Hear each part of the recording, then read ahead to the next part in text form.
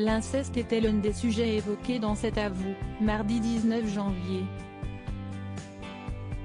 Après avoir partagé l'histoire poignante d'une victime, Anne-Elisabeth Lemoine a reçu Andrea Bescond sur le plateau.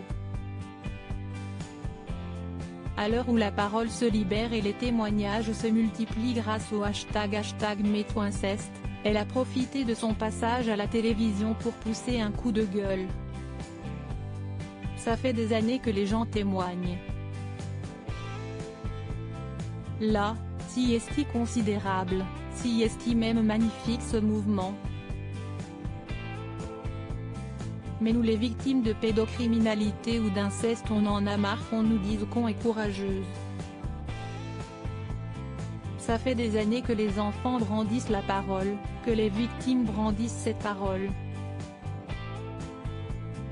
Maintenant il faut nous entendre vraiment, a-t-elle lâché.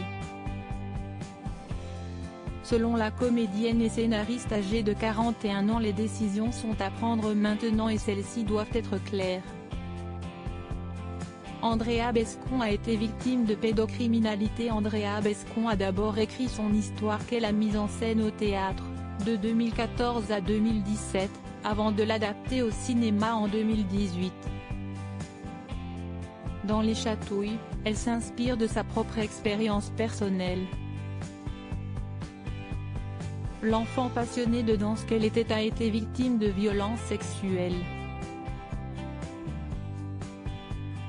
Dès qu'il le pouvait, cet ami de mes parents m'a imposé pendant plusieurs années des séances de chatouilles, comme il disait, expliquait-elle à Marie-Claire en mars 2017. D'où le titre de sa pièce de théâtre et de son film. Puis elle s'était souvenue, un jour, j'avais 17 ans et je l'ai vu à 50 mètres de moi. Nos regards se sont croisés.